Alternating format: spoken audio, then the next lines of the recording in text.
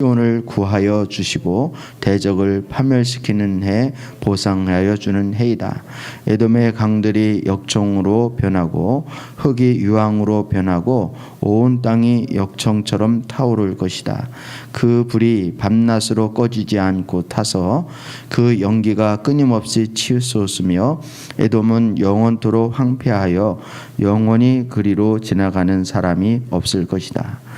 벨리건과 고슴도치가 그 땅을 차지하게 하고 부엉이와 까마귀가 거기에서 자리를 잡을 것이다. 주님께서 에돔을 혼돈의 줄과 황무새의 추로 재실 터이니 에돔은 창조전부터 황무하게 하실 것이다. 거기에는 나라를 세울 통치자들이 없을 것이며 백성을 다스릴 지도자도 없을 것이다. 궁궐이 있던 곳에다 가시나무가 돋아나고 그 요새에는 쐐기줄과 엉겅퀴만 무성할 것이다. 그곳은 승냥이의 때에 굴이 되고 타조들의 집이 될 것이다. 거기에는 들짐승이 이리떼와 만나고 수염소가 소리를 내어 서로를 찾을 것이다. 밤짐승이 거기에 머물러 쉴 곳을 찾을 것이다. 부엉이가 집을 만들어 거기에 깃들고 그 알을 낳아 까서 제 몸으로 그늘을 만들어 덮을 것이다. 솔개들도 제 짝과 함께 그리로 모일 것이다. 주님의 책을 자세히 읽어보아라. 이 짐승들 가운데서 어느 것 하나 빠지는 것이 없겠고 하나도 그 짝이 없는 짐승은 없을 것이다. 주님께서 친히 입을 열어 그렇게 되리라고 명하셨고 주님의 영이 친히 그 짐승들을 모으실 것이기 때문이다.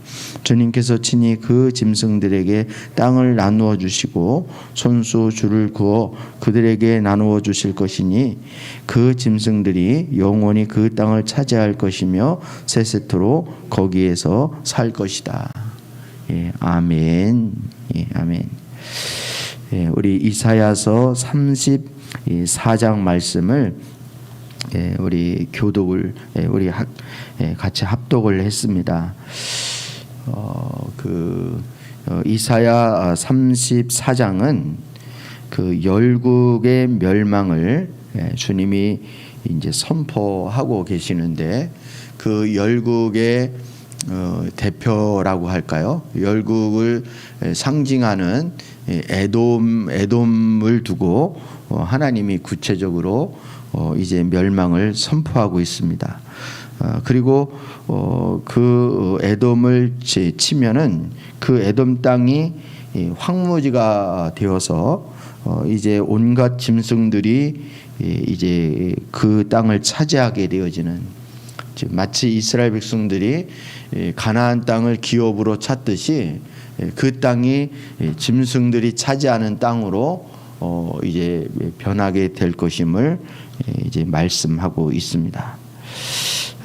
그래서 특히 1절 2절 말씀을 보면 1절 2절 오늘 34장 1절 2절을 보면 민족들아 가까이 와서 들어라. 백성들아 귀를 기울여라. 땅과 거기에 가득한 것들아 세상과 그 안에 사는 모든 것들아 들으라. 주님께서 모든 민족에게 진노하시고 그들의 모든 군대에게 분노하셔서 그들을 진멸시키시려고 하신다. 그들이 살해당하도록 버려두시기로 작정하셨다. 사실 에돔을 두고 지금 이제 그 5절 말씀부터는 에돔을 두고 하신 말씀처럼 보이지만 사실은 1절 2절 말씀을 보면 모든 민족이 다 해당이 되어지는 거예요. 그 중에 샘플로 누구를 지칭해서 에돔을 지칭해서 하나님 말씀을 하고 계시는 것입니다. 예.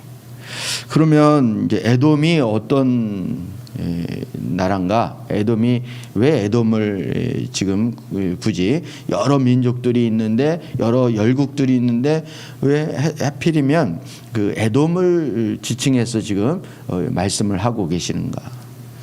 우리가 잘 아는 바대로 에돔은 그 야곱의 형이었던 에서의 그 자손들이 이루는 그 민족이 되어진 그 나라가 바로 에돔입니다. 에돔.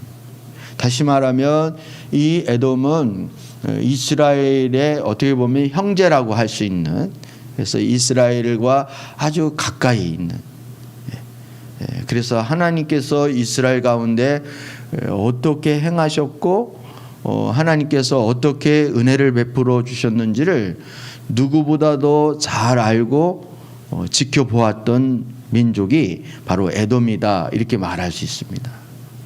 근데 반대로 에돔이 이스라엘을 또 그 뭐랄까요, 가장 많이 괴롭혔던, 그리고 이스라엘을 조롱하고 괴롭히고 심지어는 그 우리 이제 나중에 살펴보겠지만 유다가 이제 바벨론 포로로 잡혀갈 때에도 이 에돔이 박수를 치면서 즐거워하는 거, 기뻐하는 거예요. 하나님이 그거에 대해서 또 심판하시는 장면들이 에스겔인가요? 말씀에 이제 있는데, 마치 에돔은 이스라엘에게 가장 가까이 있고 또 어떻게 보면 이스라엘에게서 나온 같은 형제의 민족이라고 말할 수 있는데, 그럼에도 불구하고 이스라엘 옆에 있으면서도 가장 이스라엘을 조롱하고 힘들게 하고 어렵게 했던 나라가 바로 에돔이다, 이렇게 말씀을 드릴 수 있습니다. 그래서 하나님이 에돔을 하나님이 치시겠다는 거예요.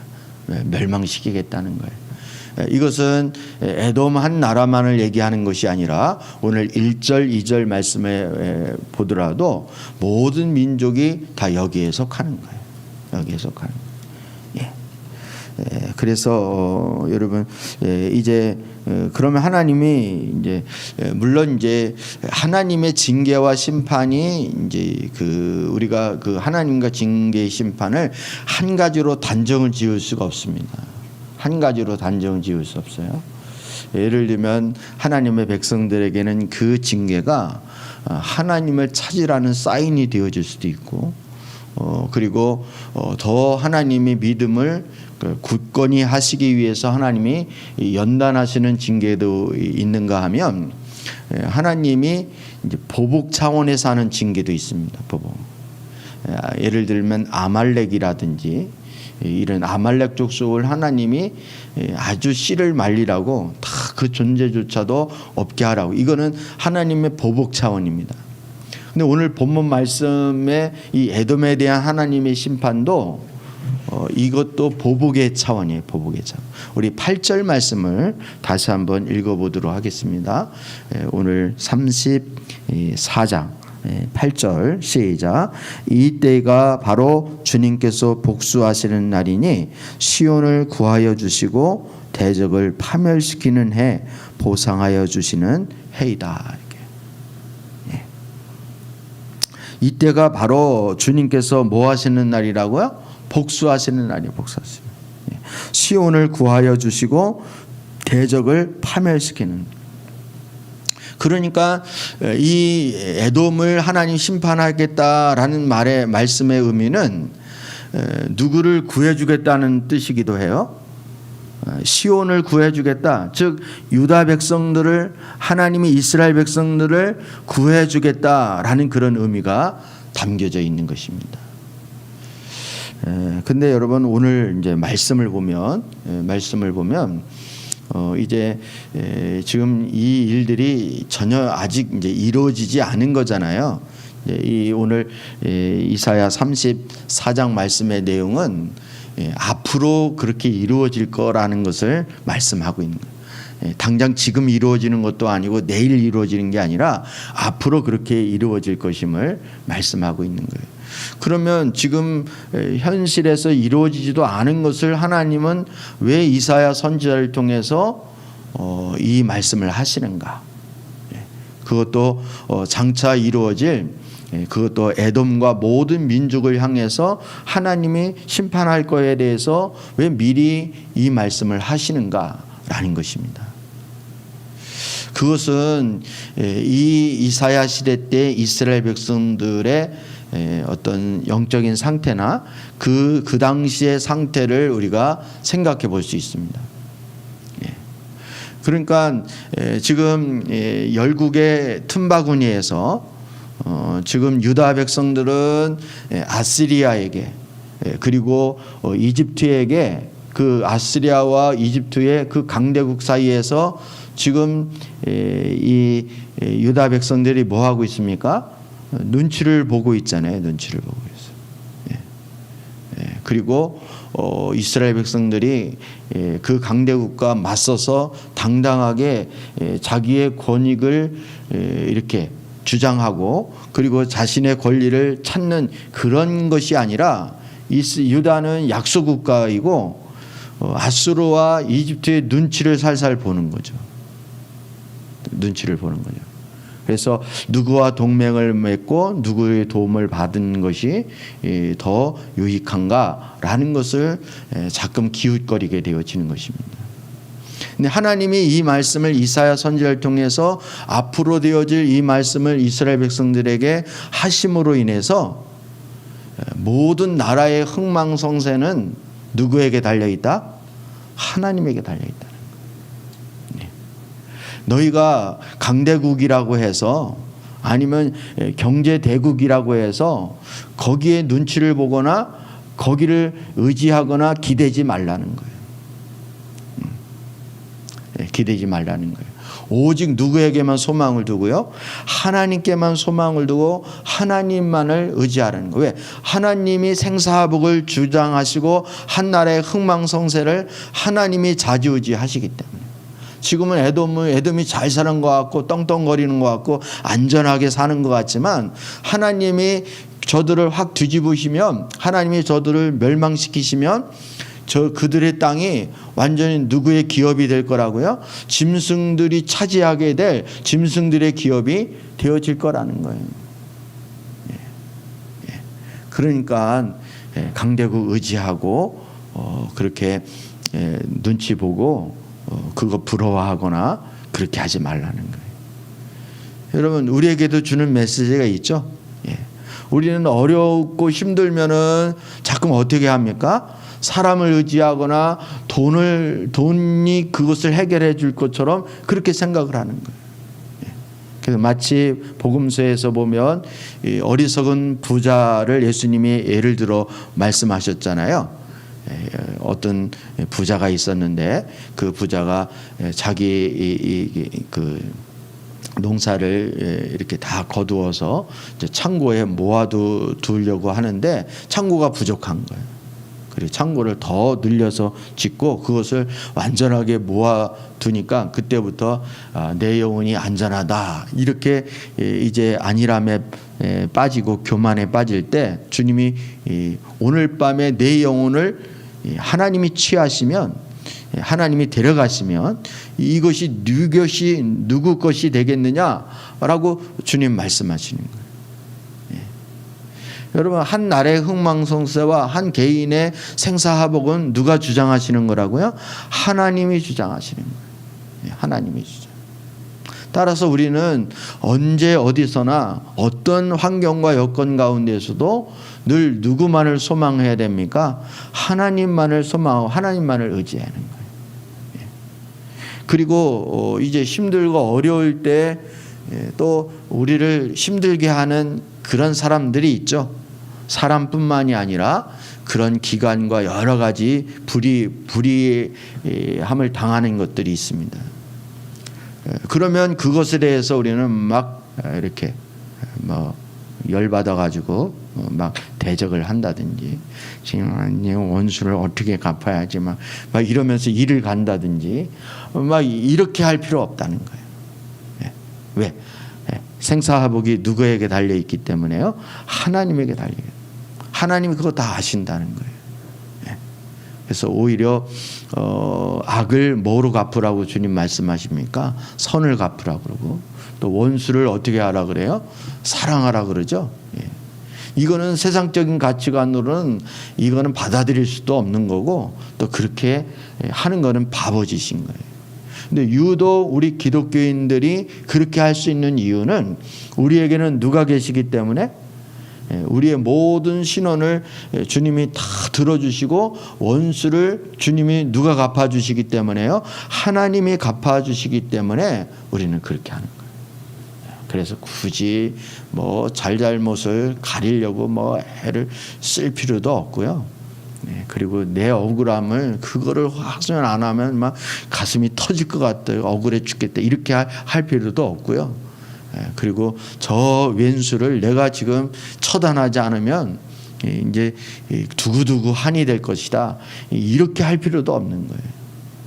하나님이 전지전능하신 하나님이 다 보고 계시고 다 알고 계시고 다 갚아주신다는 그런 믿음으로 살으라는 거예요.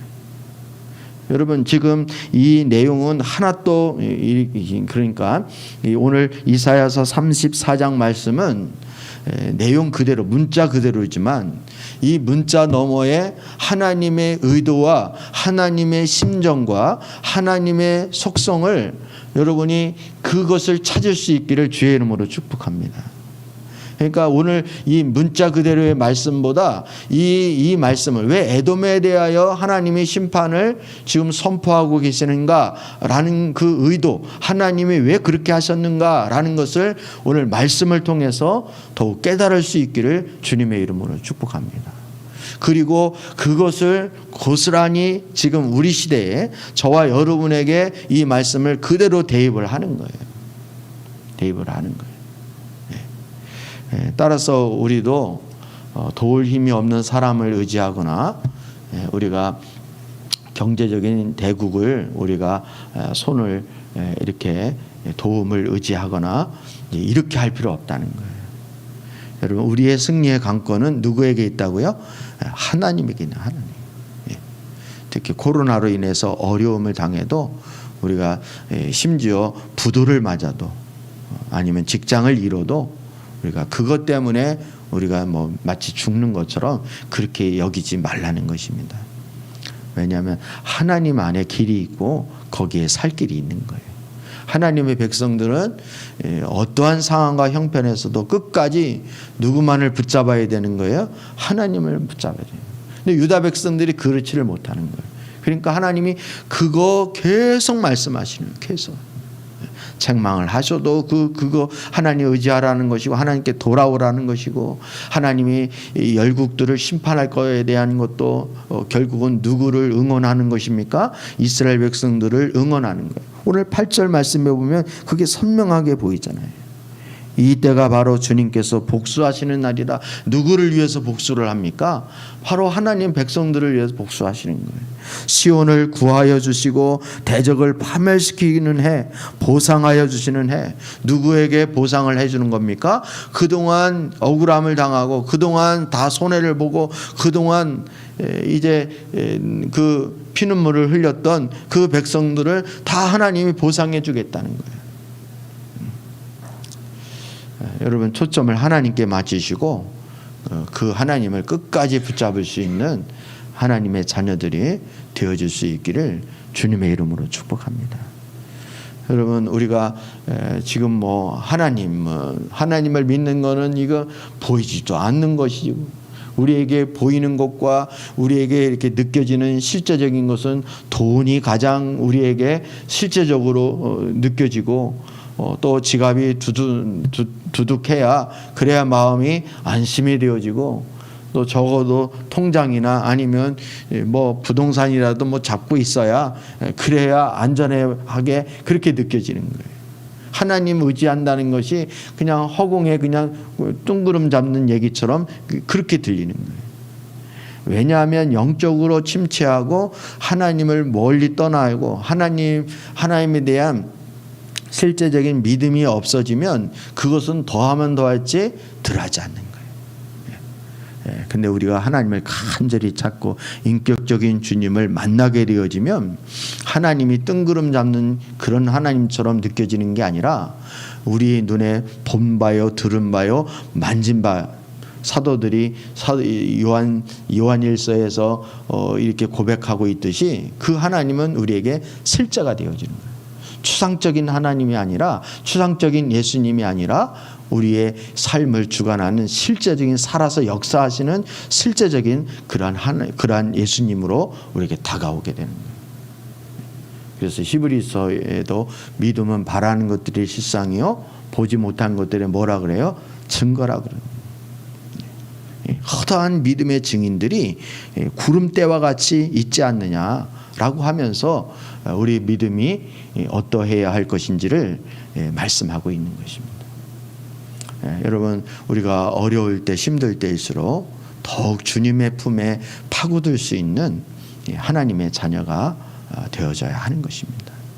여러분, 코로나 때문에 우리가 비대면으로 영상으로 예배를 드리고 또 소그룹 목장 예배를 갖고 목장 모임을 하기도 하고 이런 제한적인 그런 어려움이 우리에게 있지만 하나님과의 실제적인 것이 되어지면 이런 형편이든 저런 형편이든 그게 중요한 게 아니에요. 뭐 초대교회 때 하나님의 그 초대교회 때 성도들은 뭐 우리처럼 뭐 장의자에 뭐 아니면 에어컨 시절에 조명에 뭐 앰프 시설에 이런 걸 다 갖춰놓고 예배를 드렸겠습니까? 아닙니다. 오히려 지하 공동묘지에서 컴컴하고 축축한 그 지하에서 하나님을 찬양하고 예배해도 우리보다 훨씬 더 은혜로운 예배를 드리는 거예요. 환경과 여건은 아무 문제가 되어지지 않는 오히려 우리의 믿음의 자세가 중요한 거예요. 뭐 누구를 탓할 필요도 없고 원망할 필요도 없고 여러분 어떤 형편과 처지에서도 우리 광야에다가 내던지면 거기서 하나님 앞에 예배하는 것이고 아니면 들판에 초원에 물가에 우리를 내던지면 거기에서 하나님을 찬양하면 되어지는 거예요. 하나님을 예배하면 되는 거예요. 하나님만 붙잡으면 되어지는 거예요. 여러분 그런 믿음을 가질 수 있기를 주님의 이름으로 축복합니다. 저는 얼마나 감사한지 모르겠어요. 우리 교회도 그렇고 한국 교회도 얼마나 감사한지 모르겠어요. 하나님이 우리를 그냥 내버려두면 다 타락하고 다 하나님 떠나고 신앙의 본질에서 떠나서 결국은 지옥 갈까 봐 하나님이 한국 교회를 깨우치기 위해서 흔드시는 거예요. 흔드시는. 그래도 하나님이 우리 선진들의 그 피눈물의 기도가 있었기 때문에 우리를 긍휼히 여겨 주셔서 한국교회 온갖 수모를 당하게 하고 욕을 잔뜩 먹게 하고 그래서 한국교회가 정신 차리도록 하나님이 그렇게 흔드시는 거예요. 제가 어떤 영상을 보니까 그 기독교 방송에 나왔던 건데요. 그 북한에서 탈북민이 이제 남한에 왔는데 북한 지하교회에 다녔던 성도가 남한에 와가지고 남한 교회를 안 다니는 거예요. 북한에서 지하교회에 다녔던 성도가 남한에 탈북해서 남한에 와서 우리가 생각할 때는 큰 교회 남한의 시설도 잘 되어져 있는 그런 교회 나갈 것처럼 생각이 되잖아요. 근데 안 나가요. 오히려 다시 개척을 해서 자기들끼리 모여서 예배를 드린다는 거예요. 왜 그럴까요? 한국 교회는 인원도 많고 뭐 성가대도 그냥 아주 그냥 화려하게 그렇게 하나님 앞에 예배를 드리는데 북한 지하에서 머리를 맞대고 소곤소곤 대면서 하나님 앞에 간절히 기도하고 예배했던 그 예배 그때가 안 나온다는 거예요. 그때의 영적인 그 능력이 그 경험이 느껴지지가 않는다는 거예요. 제가 지금 무슨 말을 하는지 이해되시죠? 예.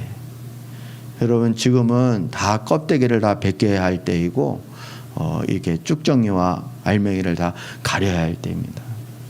그래서 우리가 정말 정신 차리고 하나님 앞에 기도하고 주님을 찾지 않으면 우리는 다 떠내려가고 날아가 버리는 쭉정이와 같이 그렇게 되어줄 수 있다는 사실을 기억을 해야 됩니다. 그래서 뭐 세상 사람들이 무슨 말을 하든 어떤 언론에서 뭐를 얘기하든 거기에 마음이 확 쏠리거나 그것 때문에 흔들리는 그런 성도가 아니라 그것은 어쩌면 당연한 거다라는 것을 그렇게 여기시고 여러분 믿음으로 하나님 더 붙잡고 의지할 수 있는 하나님의 자녀가 되어지기를 주님의 이름으로 축복합니다. 우리 시간 우리가 무엇이 중요한지 정말 어디에 초점을 맞춰야 하는지 하나님이 그렇게 말씀을 하셔도 우리는 눈 하나 깜짝하지 않고 하나님을 찾지 않는 의지하지 않는 그런 완악함에서 우리가 떠나게 해달라고 기도할 수 있는 우리 모두가 되었으면 좋겠습니다. 오늘 말씀을 기억하며 우리 함께 기도하시겠습니다. 살아서 역사하시는 하나님 아버지, 오늘 말씀을 통하여서 저희가 참으로 하나님만이 모든 한 나라의 흥망성쇠와 개인의 생사화복을 주장하시는 하나님이신 줄 믿습니다. 아무리 안전한 것 같고 아무리 잘 나가는 것 같다 할지라도 하루아침에 하나님이 뒤집으시면 그 땅이 짐승이 활보하는 황무지가 될 것이고 짐승의 땅이 되어질 것이라는 말씀을 오늘 말씀을 통해서 보았습니다. 이 모든 것들은 하나님께서 때가 되심에 주님께서 복수하시는 것이고 시온을 위하여 하나님께서 시온을 구하여 주시기 위한 것이고 또 저들을 보상해 주시기 위해서 그렇게 하시는 것이라고 말씀하신 것을 기억합니다. 아버지 하나님, 우리가 환경이나 여건이나 사람이나 돈이나 물질에 의지하는 어리석은 자가 되어지지 않기를 원합니다. 그것이 마치 우리를 보장해 주고 지켜줄 것처럼 그것에 목을 매는 어리석은 자가 되어지지 않기를 원합니다. 아버지 하나님을 더 의지하게 하여 주옵소서. 우리 주님이 인식이 되어지지 아니하면 표징이라도 구하며 하나님을 찾게 하여 주시옵시고 하나님께 매달리게 하여 주시옵시고 어렵고 힘들수록 하나님의 품에 파고들 수 있는 저희 모두가 되어질 수 있도록 은혜를 베풀어 주옵소서. 아버지 하나님, 한국교회가 몹시 흔들리고 있습니다. 아버지, 수치를 당하고 어려움을 당하고 있습니다. 하나님, 도리어 하나님의 백성들이 이 기회를 통하여 깨어있게 하여 주시옵시고 주님을 찾게 하여 주시옵시고 신앙의 본질로 돌아올 수 있도록 은혜를 베풀어 주시옵소서. 우리 사랑하는 온 성도들이 완악한 마음을 갖지를 않기를 원합니다. 강박한 심령을 갖지를 않기를 원합니다. 그래서 하나님을 더 떠나는 어리석은 자가 되어지지 않기를 원합니다. 우리 심령을 낮추게 하시고 더 온유하고 겸손하게 하나님을 찾는 우리 스스로를 겸비할 수 있는 저희 모두가 되어줄 수 있도록 은혜를 베풀어 주시옵소서. 예수님의 이름으로 기도드립니다. 아멘. 하늘에 계신 우리 아버지여, 이름이 거룩히 여김을 받으시오며 나라의 임하옵시며 뜻이 하늘에서 이룬 것 같이 땅에서도 이루어지이다. 오늘날 우리에게 날 양식을 주옵시고 우리가 우리에게 죄지은 자를 사하여 준 것 같이 우리의 죄를 사하여 주옵시고 우리를 시험에 들게 하지 마옵시고 다만 악에서 구하옵소서. 대개 나라와 권세와 영광이 아버지께 영원히 있사옵나이다. 아멘. 예.